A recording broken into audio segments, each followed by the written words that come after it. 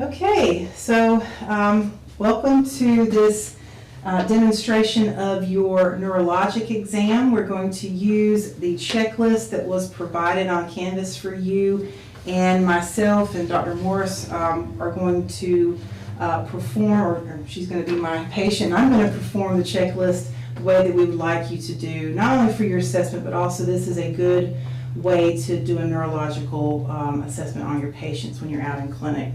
So as we talked about in other classes, on your checklist on the second page, the general part of the checklist is going to require that when you come in to see your patients that you are dressed professionally with your jackets on.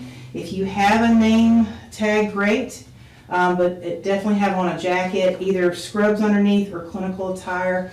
And then as you come in, make sure you introduce yourself, your name, and that you are a PA student. Also make sure that you confirm who is sitting in front of you. Ask the patient to confirm their name and date of birth, and then proceed to wash your hands before you do the exam, okay, which I will be doing here in just a moment. Also, make sure you explain the purpose. Tell the patient you are here to do a neurologic exam on them.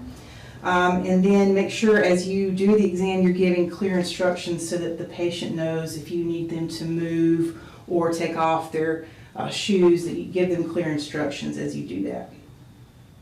Okay, so as we talked about last week for your mental status exam, that begins as soon as you walk in the door and you're talking to your patient. You're noticing if they are alert, if they are able to answer your questions in a way that makes sense. You're checking their emotional response to you. We call that the affect. And you're also assessing if they know who they are and where they are. So the first part of this, you're going to be assessing in your head, but if you don't verbalize it during an OSCE, we don't know that you're doing that. So what I'm going to do right now is I'm going to go ahead and start and wash my hands and then run into this assessment, the first section there, so I can demonstrate how to verbalize that. Okay, so I'm going to step over here at the door. We're going to pretend that I'm outside and I'm going to knock. I'm going to come in and say, hello, my name is Lisa Castleberry. I'm a PA student here with the Methodist program. I'm here to do a neurologic exam for you today. Would you mind confirming who you are with your name and date of birth? Yeah, I'm Deborah Morris, and my date of birth is 7/2/1952. Okay, and I would say that actually matches what I have for your chart. So I'm going to go ahead and wash my hands, and then we're going to move into your exam today. Sounds good. Okay. So I don't know that we always do a great job of mentioning this, but washing your hands means more than just quickly dabbing soap and rinsing. Make sure you're washing your hands long enough that you could sing happy birthday, okay? So that's roughly about 15 to 20 seconds, if I'm not mistaken. Does that sound right to you, Dr. Morris? Yeah, and if you don't have a sink in the room, say, I just washed my hands in the hallway. That's that correct. Should be true. Yeah, the assessment area in our H&P lab makes that difficult, so definitely verbalize that you've washed hands. Okay, so now you've washed your hands, and basically I've already assessed that this patient knows who they are. They told me their name, and I've assessed that they're alert and they're responding to me appropriately, but you would say something along the lines of, I am observing that you are alert, that you are at least oriented to who you are. You told me your name. Do you know where you are today? Yes, I'm at the Methodist University Health Clinic. Okay, and do you know what day of the week it is? I believe it's Thursday. Okay, so now you've just assessed their orientation to person, place, and time. And now I need to ask you some questions to help me assess your memory. Okay, so the first thing I want to ask, do you remember what you had for breakfast this morning? Yes, I had a piece of whole wheat toast and a hard-boiled egg. Sounds like a good breakfast. So that's testing short-term memory. Then I would also ask, can you tell me the name of the high school you attended? Yes, it was Lewis Diriff in Allentown, Pennsylvania. Awesome. That's assessing long-term memory. And then also, I didn't mention this earlier, but when I said out loud that you're alert and you're oriented, I would also say, I notice that you have a normal affect, which means you're responding to me appropriately in terms of your emotional state, okay? The next thing I need to do to assess your mental status is to ask a couple of questions to check your higher thinking function. Okay. So we're going to demonstrate 2 of these. This is under cerebration on your checklist, but the first one is the serial 7s. So I would say start at 100, Okay. and if you could subtract 7 and tell me what that number is. 93. And can you keep subtracting 7 and tell me what that number is? Sure. 86, 79, 72, 65. Excellent, that's good right there. So that's one way. Another way to do it is ask the patient, would you spell world backwards, please? Sure. DLROW. That's correct. Okay, so that's a quick way to assess the mental status. And at this point, you would then move on to the physical exam portion of this, okay? So we're going to start off with, I'm going to put the checklist right here, the cranial nerves, okay? So with the cranial nerves, you want to try, if you can, just in terms of sequencing, to kind of go from higher up on the head to down near the shoulders, just to help you be more efficient. But whatever sequence that you can do, that you can remember, will be fine for not only the OSCEs, but also when you're clinically practicing. So I'm going to start with cranial nerve 1, the sense of smell, by just asking the patient, are you having any trouble with your sense of smell? No, I haven't had a problem. Okay, excellent. And then you would move on to cranial nerve number 2, which is going to assess the ability for them to see. Now I left my Snell and eye chart elsewhere, but we're going to pretend that this is a Snell and eye chart that I have in my pocket, a pocket size one. And to test their vision, what you can do is hold this in front of their nose and then flip it out and then up, and that's roughly the 14 inches from their eyes you need to assess their vision. And then I would say, would you cover your right eye for me, please? And with your left eye, read the smallest line that you can make out. ZPLTOD. Excellent. Now if you'll switch eyes for me and do the same thing on the right. ZPLTOD. Okay. One note, if they need corrective lenses, make sure they have those on before you do the visual acuity test. Okay?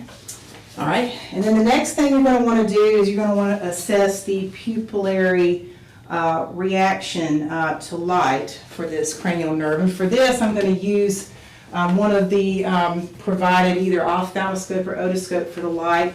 And if the patient's pupils are already a little bit dilated, it may help to turn off the lights to do this. But for demonstration, you would start off just asking the patient to look over your shoulder, and you would shine the light in one pupil and assess response.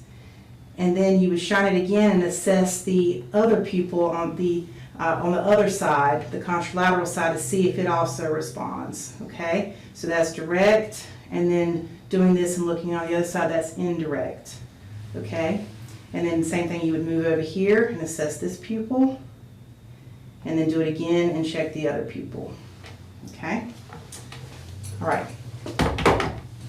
So, and we have one more thing that we would normally do here.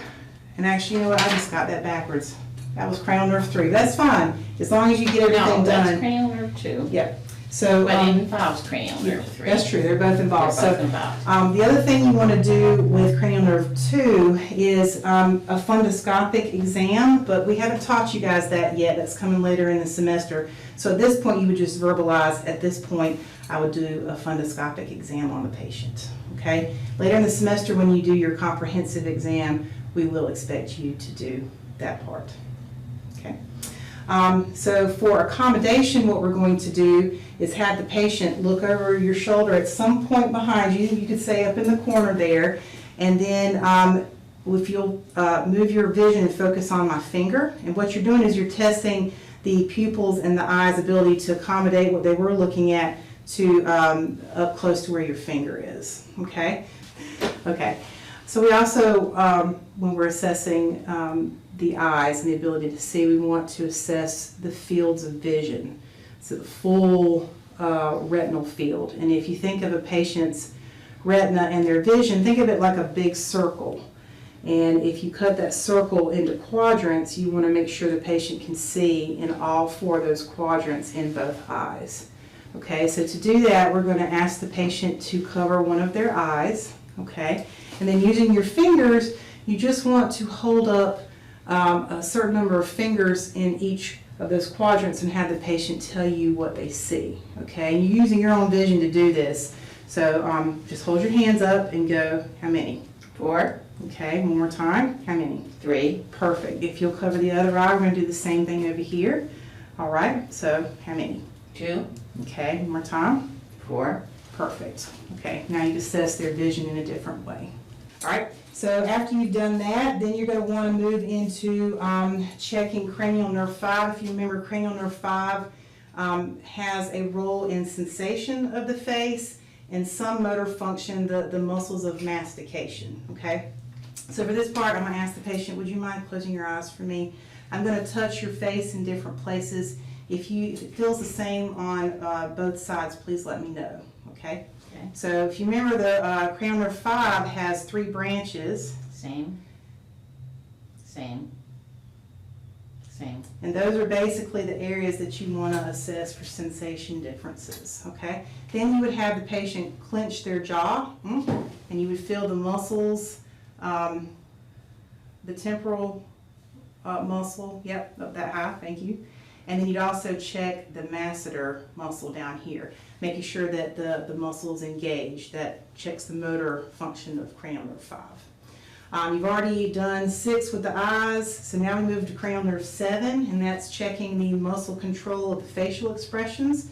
So for that, you would want to say, would you mind raising your eyebrows for me and see the wrinkling of the forehead? Now if you'll close your eyes real tight, and I'm going to try to open them, don't let me. Good. Now if you'll puff your cheeks out for me. Good. And if you'll make a big smile so I can see your teeth. And go ahead and stick your tongue out for me, and then wag it from side to side. Good. Now we went ahead and snuck cranial nerve 12 in there, but that way we're checking the motor function there, the face. And then what we want to do is check hearing. That's cranial nerve 8. And for this, you need to have the patient, or you can do it, cover one ear. So I'm going to test your hearing by whispering. Okay, so I'm going to cover this ear for you, and I want you to tell me what I say. Tomorrow. Tomorrow. Good. Then you want to come over and do the same thing on the other side. Yesterday. Yesterday.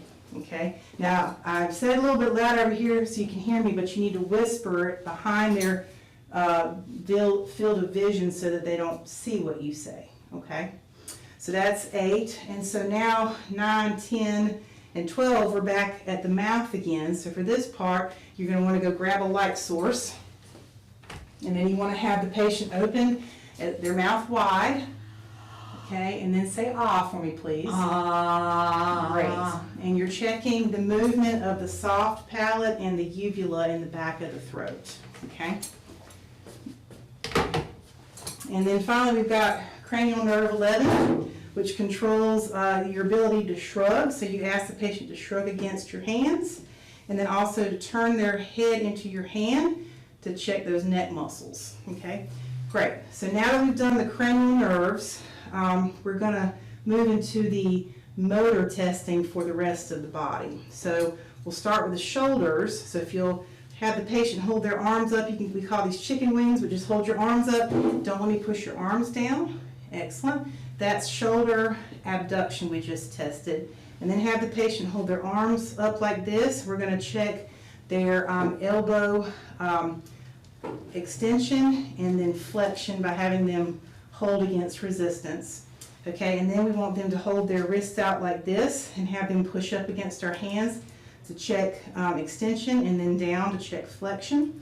Then we want them to grip our fingers and try to pull your fingers out. We're testing their grip.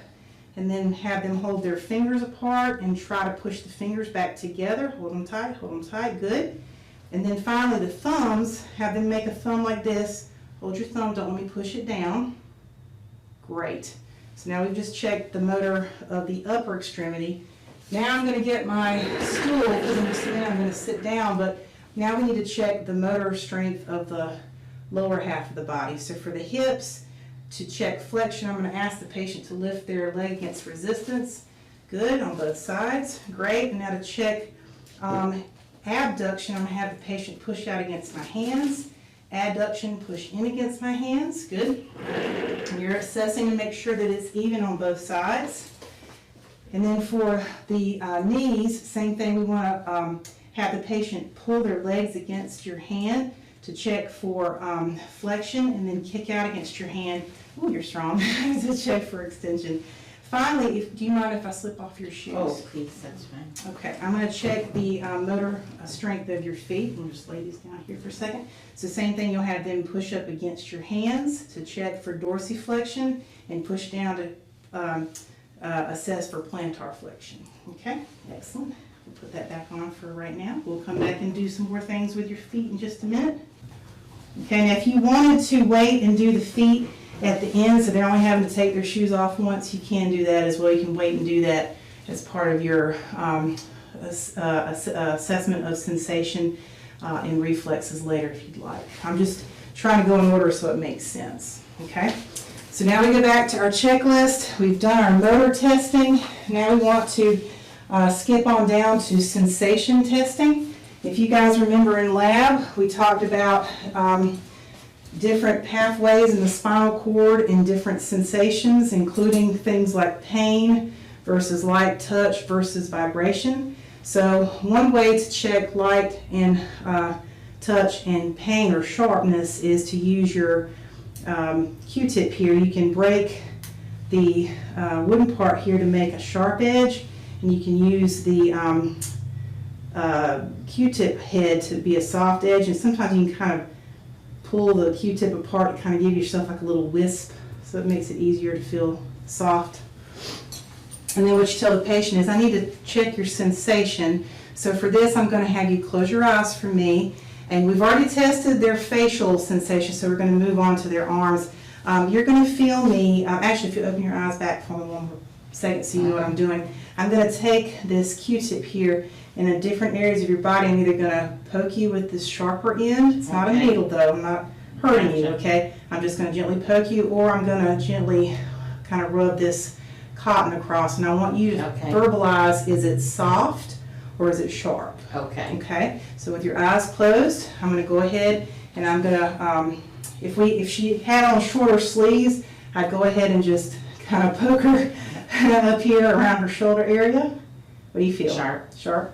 Okay. I can't tell. Sharp. Okay, Yeah. all right. Soft. Okay. Soft. Soft. Sharp. Soft. Sharp. Okay, good. So she was able to differentiate those sensations in both extremities, and then I would do the same thing for her lower half. So again, I would start in the upper leg somewhere, and we'll just work around the clothes as we can. So with eyes closed, is this sharp or soft? Sharp. Soft. Sharp. Sharp. Soft. Soft. Soft. Sharp. Sharp. Soft. Soft. Good. So she was able to differentiate again across her lower extremities. Okay. For vibration, here he is. He's actually in my pocket. Most of you had a chance to try this in lab, but this is the tuning fork that will emit a lower pitch, and so that works well for vibration. So for this, you're going to just gently hit it. You don't have to hit it hard because it'll keep vibrating forever. So you just want to hit it very gently against your palm.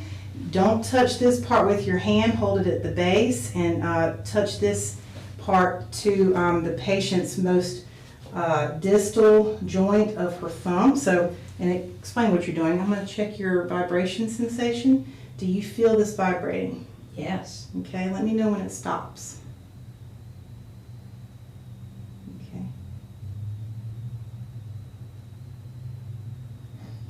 It stopped.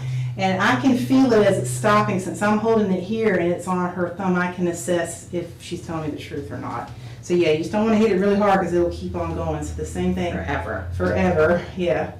And in fact, if it just keeps going and It's going and vibrating. going. Yeah. We're just going to say that it stopped there just for demonstration. And then the same thing. You can damp it if you need to. True, you can slow it down. I'm going to do the same thing down here in the toe. So I'm going to do the same thing. If you'll tell me, do you feel vibration? Yes. Okay, if you'll tell me when it stops. Okay, it's pretty much stopped. Okay, all right, same thing on this side. Do you feel vibration here? Yes. Okay, let me know when it stops. It's pretty much stopped. Good, okay. So now you've checked sensation in 3 different ways. One other thing you want to assess in terms of sensation is the patient's ability to identify objects with their eyes closed. And we call this stereognosis. And I worked on that, saying that word correctly.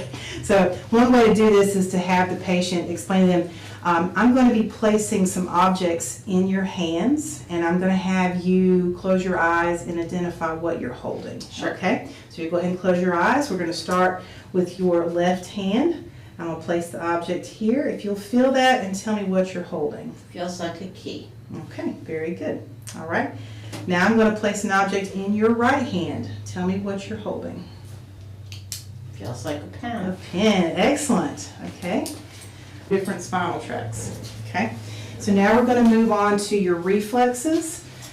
So for reflexes, the major parts of the arms and legs, we're going to check the brachial, or excuse me, the bicep and tricep reflexes, the brachial radialis here, and then we're going to check the patellar, Achilles, and the plantar. Okay. So the way that I do it, if you wouldn't mind coming around here for us to see, is I have the patient just hold the arm in a neutral kind of 90-degree position here, the elbow, and then I push in on the bicep tendon. You don't want to hit them with the reflex hammer right on that tendon.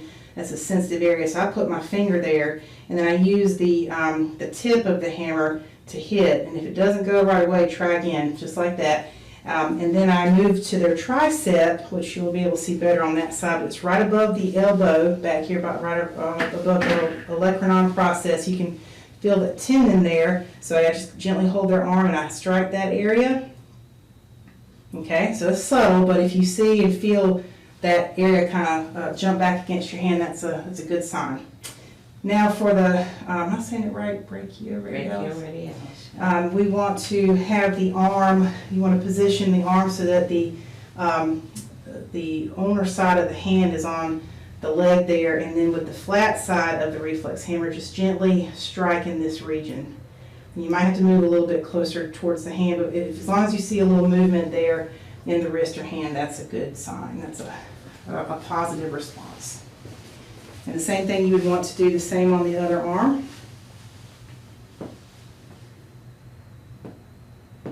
Okay, and then the same thing for the tricep, just above that little bony part of the elbow there. You strike the tendon, and then finally, okay, brachioradialis. And what you're looking for symmetry. Some people have really pronounced reflexes, almost hyperreflexive, but if it's on the same side, that may not be abnormal for them. Some people you can barely get a reflex at all. The key there is symmetry. If they're similar on both sides, that's usually a good thing for the patient. If it's not symmetric, now we have other things to talk about. Okay, so for the patellar tendon, the patella, this bony kind of, we call it a kneecap out in layman's terms there. If you go just south of that, you'll feel the soft kind of indentation and then a hard bony prominence there of the tibia. So that soft spot, that's the tendon that you're trying to hit. So find that first, and then using the tip of your reflex hammer, gently strike that area. I typically put my hand right here because some people will kick you, or you can stick to the side, okay? So you would have them just sit still for you. And if this isn't going and they're watching like Dr. Morris is doing, one way that you can get their mind off of it and get a better response is have the patient close their eyes and pull their hands against each other like this. And that helps them relax, and then you can sometimes you can get a little bit better response. Or not. Okay, I'll try the other side. If you don't get anything, stop. Don't keep hammering away because that's not comfortable. Okay, so she doesn't really have a response on either side, so that's a symmetric. And I'm feeling it though, so there's a little. Okay.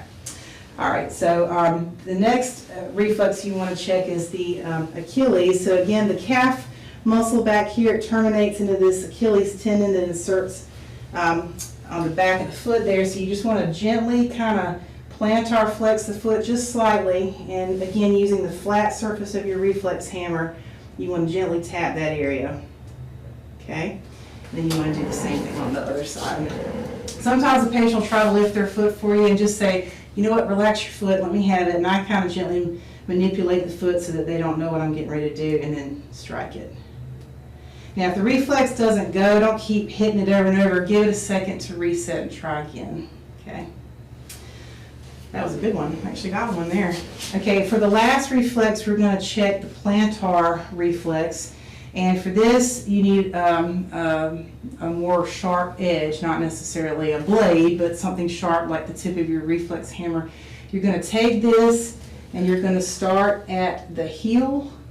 Yeah. And you're going to basically, if you I can change positions so to we make can see it it, easier okay? for you to see. All right, if you can see there.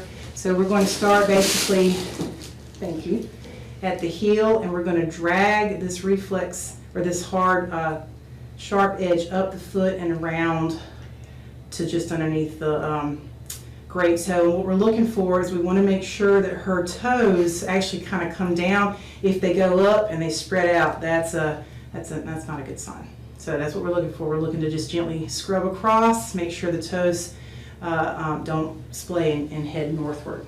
Okay, and then we do the same thing for the other foot. Okay, so we just do this and come up. And you put a little bit of pressure in it, but don't be mean. But you do need to put in a little bit of effort into that reflex. Okay, so we're done there, and always assist your patients if they need to sit up. Especially when they're old. Yep, so those are the reflexes, so let's just recap. We've done cranial nerves, we've done motor testing, we've done sensation, we've checked reflexes. So now we need to check cerebellar function. And for that, what we'll have the patient do is first, using their hands, we're going to check your ability to sense where you are in space and also keep your balance. I'm going to ask you to do a few maneuvers for me. Okay. So we'll start with your hands flat on your legs, and then if you will, as fast as you can, kind of move your hands back and forth like this. Okay. Okay, all right. And then the next thing we're going to do is I want you to put one finger on your nose, and then I want you to touch my finger with that finger. Okay, and go back to your nose. And then touch my finger again. Okay, good. Back to your nose, my finger. Good. And so that's checking their ability to maneuver in space. I don't usually do but one side. Do you do both? Both sides. You do. Okay, so we'll have them switch fingers. If you'll touch your nose with your other finger, and again, touch my finger, go back to your nose, touch my finger. Okay, good. Back to your nose, touch my finger. Good. Back to your nose. Excellent. And so the other thing we're going to do is we're going to test that with your lower extremity. So if you'll take that foot, the heel of your foot, and touch your knee and go down. Good. And do the other side, same thing, down from the knee down the shin. Good. All right. And so that concludes the portion with the patient sitting. Now I'm going to need you to stand up for me, okay? And for this portion of the exam, you're going to assess the patient, I'm going to stand right here, as they walk. So I need you to please walk to the door, and you're checking her gait and posture. And now if you'll turn, and as you walk towards the chair, if you'll walk one foot directly in front of the other. Okay, this is the tandem walk. And be close in case your patient's a little wobbly. Okay? Okay, excellent. All right, now if you'll come to me right here, the last balance test we're going to do is you wouldn't tell the patient this, but on your checklist, this is the Romberg test. You're going to want to tell the patient, if you'll put your feet together for me. And you don't have to put their arms out for the Romberg, but I do because I go ahead and just check for pronator drift. That's not necessary, but I tell them if you hold your arms out for me, and I'm going to stand right here, don't touch them. I'm going to stand right here, make sure you don't fall, but I need to check your balance. If you'll close your eyes for me, I'm going to watch you for about 30 seconds. Okay? And you just want to make sure you're close by in case they start to wobble the wrong way. You can assist them back to the table or to a chair. Okay? All right, great. So you're looking to make sure that they're not wobbling too far. Everybody wobbles a little bit, but you don't want to see people swaying and moving their feet. And you want to make sure that their arms stay out in front of them. For some pronator drift testing, if you, they may drop their arm, but if you kind of push on their arm should come right back up. And so that's a good sign. So thank you very much. Okay. And I think that concludes our exam today. Yes. So I would tell the patient thank you for coming in. Do you have any questions for me at this time? No, that's the most thorough exam I've ever had. That's what we like to hear. I'm gonna go talk to my preceptor and we'll be back. And then you Okay. can just excuse yourself from the exam room and that completes your neurologic exam.